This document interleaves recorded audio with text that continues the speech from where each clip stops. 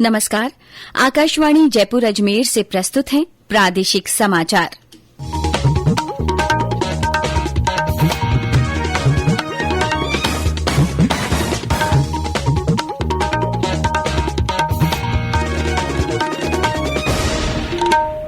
मुख्य समाचार। प्रधानमंत्री नरेंद्र मोदी ने कहा, नेपाल के प्रधानमंत्री देउबा की दोनों देशों के संबंधों को मजबूत बनाने में अहम भूमिका। लोकसभा अध्यक्ष और केंद्रीय कृषि मंत्री ने कोटा के पास जाखोड़ा में जैविक कृषि अनुसंधान और प्रशिक्षण केंद्र का लोकार्पण किया। भारतीय जनता पार्टी के राष्ट्रीय अध्यक्ष जेपी नड्डा ने सवाई माधोपुर में जनजाति सम्मेलन को संबोधित किया। कहा, पार्टी हर जाति, वर्ग और पिछड़ों को साथ लेकर चलती है। आकाशवाणी समाचार का प्रतियोगी परीक्षाओं के लिए एक नया साप्ताहिक संवाद कार्यक्रम अभ्यास आज से और नवरात्र पर मंदिरों में विशेष पूजा अर्चना। आज से कई मेले भी शुरू।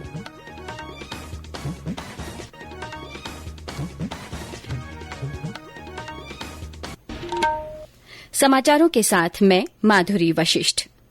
प्रधानमंत्री नरेंद्र मोदी और नेपाल के प्रधानमंत्री शेर बहादुर देउबा के बीच आज नई दिल्ली में प्रतिनिधिमंडल स्तर की वार्ता हुई। बैठक में दोनों नेताओं ने आपसी साझेदारी की प्रगति की समीक्षा की तथा सहयोग बढ़ाने के तौर तरीकों पर विचार विमर्श किया।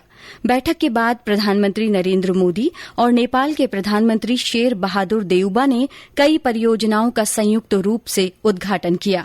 उन्होंने बिहार के जयनगर और नेपाल के कुर्था के बीच यात्री रेलगाड़ी को हरी झंडी दिखाकर रवाना किया। दोनों नेताओं ने नेपाल में रूपे कार्ड की शुरूआत की। इस अवसर पर 4 समझौता ज्ञापनों पर भी हस्ताक्षर किए गए।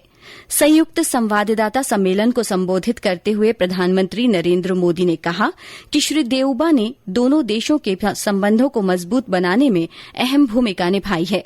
उन्होंने कहा कि दोनों देशों की मैत्री दुनिया में एक मिसाल है। लोगों के बीच ऐसे आपसी संबंध दुनिया में कहीं भी नहीं है। श्री मोदी ने यह भी बताया कि दोनों देशों के बीच बिजली के क्षेत्र के उपलब्ध अवसरों का लाभ उठाने पर सहमति बनी।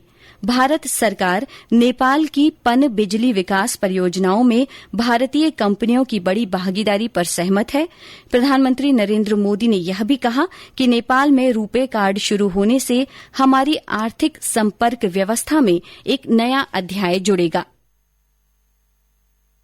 नेपाल में रूपे कार्ड की शुरुआत हमारी फाइनेंशियल कनेक्टिविटी में एक नया अध्याय जोड़ेगी। अन्य प्रोजेक्ट जैसे नेपाल पुलिस एकेडमी, नेपालगंज में integrated check post, Ramayan circuit आदि भी दोनों देशों को और करीब लाएंगे। भारत और नेपाल के ओपन बॉर्डर्स का अवांछित तत्व द्वारा दुरुपयोग न किया जाए, इस पर भी आज हमने चर्चा की। अपनी डिफेंस और सिक्योरिटी संस्थाओं के बीच गहन सहयोग बनाए रखने पर भी हमने बल दिया। मुझे विश्वास है कि आज की हमारी बातचीत भारत नेपाल संबंधों के भविष्य के लिए महत्वाकांक्षी लक्ष्य निर्धारित करने के लिए कारगर सिद्ध होगी। लोकसभा अध्यक्ष ओम बिड़ला और केंद्रीय कृषि कल्याण मंत्री नरेंद्र सिंह तोमर ने आज कोटा के निकट जाखोड़ा में श्री राम शांताय जैविक कृषि अनुसंधान और प्रशिक्षण केंद्र का लोकार्पण किया। इस अवसर पर श्री बिड़ला ने कहा कि सरकार जैविक और प्राकृतिक खेती का एक व्यापक अभियान चला रही है। नई आधुनिक तकनीकी जैविक खेती के माध्यम से हम किसान की आमदनी को किस तरीके से बढ़ा सकते हैं, हम कैसे हमारी मिट्टी को बचा सकते हैं, उसकी उर्वरक क्षमता को बढ़ा सकते हैं और एक शुद्ध आहार देकर हम मानवीय सेवा का पुनीत कार्य कर सकते हैं। देश के कई हिस्सों के अंदर इसमें सकारात्मक परिवर्तन भी आए। कई राज्यों के अंदर किसानों ने जैविक खेती के माध्यम से अपनी जमीन पर खेती कर लोगों को प्रेरणा भी दी है। केंद्रीय कृषि मंत्री ने जैविक खेती की तकनीक अपनाते हुए कृषक उत्पादक समूहों के माध्यम से एग्री एक्सपोर्ट बढ़ने की संभावना जताई।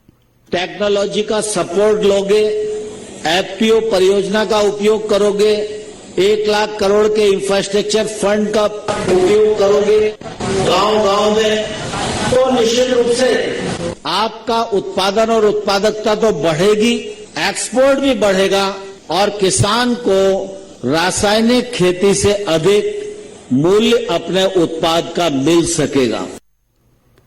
भारतीय जनता पार्टी के राष्ट्रीय अध्यक्ष जेपी नड्डा ने आज सवाई माधोपुर में अनुसूचित जनजाति विशिष्ट जन सम्मेलन को संबोधित किया। कार्यक्रम को संबोधित करते हुए उन्होंने कहा कि भाजपा सबका साथ, सबका विकास और सबका विश्वास में आस्था रखती है और हर जाति, वर्ग तथा पिछड़ों को साथ लेकर चलती है। श्री नड्डा ने अनुसूचित जनजाति को लोकतंत्र के निर्माण में सक्रिय भागीदारी निभाने का आह्वान किया।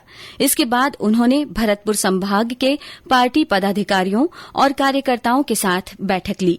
श्री नड्डा के सवाई माधोपुर रेलवे स्टेशन पर पहुंचने पर प्रदेश अध्यक्ष डॉ सतीश पूनिया, प्रदेश प्रभारी अरुण सिंह, टोंक सवाई माधोपुर सांसद सुखबीर सिंह जौनपुरिया, राज्यसभा सांसद डॉ किरोड़ी लाल मीणा, दौसा सांसद जसकौर मीणा सहित अनेक पदाधिकारियों तथा भाजपा के विभिन्न संगठनों की ओर से स्वागत किया गया।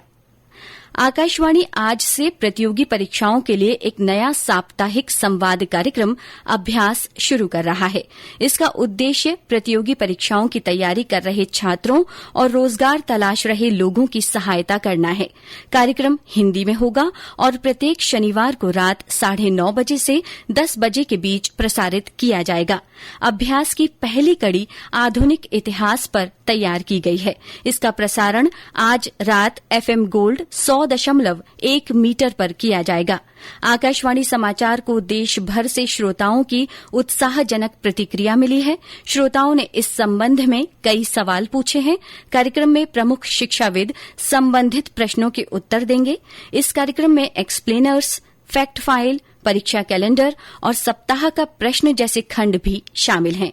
इस कार्यक्रम को ट्विटर पर AIR न्यूज अलर्ट्स या AIR news official, YouTube channel और न्यूज ऑन AIR ऐप पर सुन या देख सकते हैं। क्या आप कॉम्पिटिटिव एग्जाम की तैयारी कर रहे हैं? ऑल इंडिया रेडियो के नए प्रोग्राम अभ्यास में हमारे विशेषज्ञ आपके सवालों का देंगे जवाब। शनिवार रात 9:30 बजे FM गोल्ड पर। इस बार का विषय है इंडियन पॉलिटी एंड कॉन्स्टिट्यूशन। आप इससे जुड़े सवाल व्हाट्सएप करें 9289094044 पर या सवाल ईमेल भी कर सकते हैं abhyas.airnews@gmail.com पर। भारतीय संविधान और राजनीति विषय पर आपके प्रश्न हमें 5 अप्रैल तक मिल जाने चाहिए। आपका अभ्यास हमारा प्रयास। ये समाचार आकाशवाणी जयपुर अजमेर से प्रसारित किए जा रहे हैं। आज से हिंदू नववर्ष की शुरुआत हो गई है। इसे विक्रम संवत या नव संवत्सर भी कहते हैं। देश के विभिन्न हिस्सों में अलग अलग नामों से इस दिन को मनाया जाता है। इसे तेलुगु और कन्नड़ में उगादी, मराठी में गुड़ी पड़वा कहा जाता है। अन्य राज्यों में चैत्र शुक्लादि, चेटीचंड, नवरेह और साजीबू चिरोबा भी कहा जाता है। यह दिन चैत्र नवरात्रि की शुरुआत का भी प्रतीक है। नव संवत्सर के स्वागत में आज सवेरे मंदिरों में पूजा की गई। जयपुर के आराध्य देव गोविंद देव जी मंदिर में धूप आरती में पंचांग पूजन किया गया। प्रदेश भर में नवरात्र के पहले दिन घरों और मंदिरों में घट स्थापना की गई। बांसवाड़ा के प्रसिद्ध शक्तिपीठ त्रिपुर सुंदरी मंदिर में श्रद्धालु देवी मां के दर्शनों के लिए पहुंच रहे हैं। करौली के कैला देवी मंदिर में घट स्थापना के मौके पर बड़ी संख्या में श्रद्धालु पहुंचे। भरतपुर में झील का बाड़ा स्थित कैला देवी मंदिर में भी लक्खी मेला भर रहा है। झालावाड़ जिले में मां राता देवी मंदिर, दूधाखेड़ी और अन्नपूर्णा मंदिरों में नवरात्रि मेलों का आयोजन शुरू हुआ। सीकर के जीर्ण माता मंदिर पर चैत्र नवरात्र की शुरुआत के साथ ही जीर्ण माता का मेला भी आज से शुरू हो गया है। जैसलमेर के तनोट राय माता मंदिर में भी आज बड़ी संख्या में भक्त उपस्थित हुए तथा पूजा अर्चना की। सीमा सुरक्षा बल द्वारा श्रद्धालुओं के लिए विशेष व्यवस्थाएं की गईं। श्रीगंगानगर में विभिन्न संस्थाओं की ओर से मुख्य चौराहों पर सज्जा की गई और रंगोली बनाई गई। गर्मियों के मौसम को देखते हुए पक्षियों के लिए परिंदे वितरित किए गए। चेटीचंड का पर्व भी प्रदेश भर में पारंपरिक श्रद्धा भाव और उल्लास के साथ मनाया जा रहा है। राजधानी जयपुर और उदयपुर में इस अवसर पर शोभा यात्रा निकाली गई। भरतपुर में रक्तदान शिविर का आयोजन किया गया। अजमेर में सिंधी समाज की ओर से निकाली गई शोभा यात्रा में बड़ी संख्या में लोग शामिल हुए। मुख्यमंत्री अशोक गहलोत ने जोधपुर में सोजती गेट पर झूलेलाल मंदिर में ध्वजारोहण कर चेटीचंड महोत्सव की शुरूआत की। बोहरा समुदाय का पवित्र माह रमजान का महीना आज से शुरू हो गया है। झालावाड़ की बुरहानी मस्जिद में खास इबादत की गई। उदयपुर में दाऊदी बोहरा समुदाय के लोगों ने पहले दिन रोजा रखा। हिंदू नववर्ष पर बूंदी के नए महाराव राजा वंशवर्धन सिंह का आज नवल सागर झील के किनारे मोती महल में पाग दस्तूर किया गया। वैदिक मंत्रोच्चार से आशापुरा माता का पूजन किया गया। अलवर के महाराजा सवाई जितेंद्र सिंह, कोटा महाराव इज्जयराज सिंह, सिरोही के पद्मश्री महाराजा रघुबीर सिंह सहित कई पूर्व राज परिवारों की मौजूदगी में यह आयोजन किया गया। सर्व समाज के लोग भी इस कार्यक्रम में शामिल हुए। प्रदेश में गर्मी के तेवर फिर से हल्के पड़ गए हैं। जयपुर, करौली, सीकर समेत कई शहरों में दिन के तापमान में 3 डिग्री सेल्सियस तक की गिरावट आई है। रात के तापमान में भी गिरावट आई है और कई शहरों में न्यूनतम तापमान 15 डिग्री सेल्सियस के आसपास पहुंच गया है। मौसम विभाग ने कई जिलों में गर्म हवा चलने का अलर्ट जारी किया है। जयपुर मौसम केंद्र ने 5 अप्रैल तक प्रदेश में मौसम पूरी तरह साफ रहने का अनुमान व्यक्त किया है। इसके साथ ही अधिकांश स्थानों पर दिन का तापमान 38 से 40 डिग्री सेल्सियस के बीच बना रहने की संभावना है। बीती रात सबसे कम तापमान 12 में 13.7 डिग्री सेल्सियस रिकॉर्ड किया गया। इसी तरह भीलवाड़ा में 14.6, चित्तौड़गढ़ में 14.5, फतेहपुर में 14.4 और करौली में रात का न्यूनतम तापमान 15 डिग्री सेल्सियस रिकॉर्ड हुआ। उत्तर पश्चिम रेलवे ने वर्ष 2021-22 में 680 किलोमीटर ब्रॉडगेज लाइनों का विद्युतीकरण का कार्य पूरा किया है। मुख्य जनसंपर्क अधिकारी कैप्टन शशि किरण के अनुसार दिसंबर 2023 तक सभी रेलखंडों को विद्युतीकृत करने का लक्ष्य है।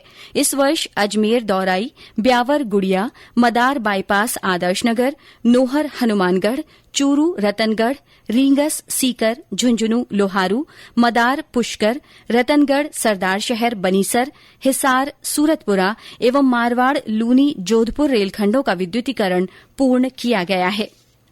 आईपीएल क्रिकेट टूर्नामेंट में आज नवी मुंबई के डीवाई पाटिल स्टेडियम में मुंबई इंडियंस का मुकाबला राजस्थान रॉयल्स से हो रहा है। राजस्थान रॉयल्स ने पहले बल्लेबाजी करते हुए 8 विकेट के नुकसान पर 193 रन बनाए। जॉस बटलर ने सबसे ज्यादा 100 रन बनाए।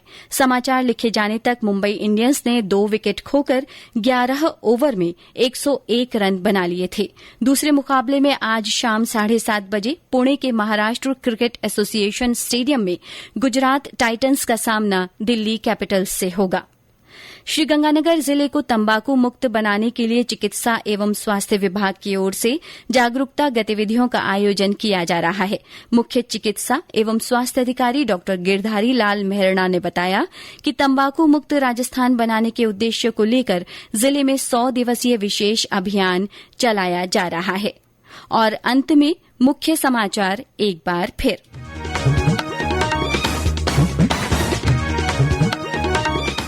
प्रधानमंत्री नरेंद्र मोदी ने कहा कि नेपाल के प्रधानमंत्री देउबा की दोनों देशों के संबंधों को मजबूत बनाने में अहम भूमिका है। लोकसभा अध्यक्ष और केंद्रीय कृषि मंत्री ने कोटा के पास जाखोड़ा में जैविक कृषि अनुसंधान और प्रशिक्षण केंद्र का लोकार्पण किया। भारतीय जनता पार्टी के राष्ट्रीय अध्यक्ष जेपी नड्डा ने सवाई माधोपुर में जनजाति सम्मेलन को संबोधित किया। उन्होंने कहा, पार्टी हर जाति, वर्ग और पिछड़ों को साथ लेकर चल रही है। आकाशवाणी समाचार का प्रतियोगी परीक्षाओं के लिए एक नया साप्ताहिक संवाद कार्यक्रम अभ्यास आज से शुरू हो रहा है और नवरात्र पर मंदिरों में विशेष पूजा अर्चना की गई। आज से कई मेले भी शुरू हुए। इसी के साथ प्रादेशिक समाचार बुलेटिन समाप्त हुआ। नमस्कार।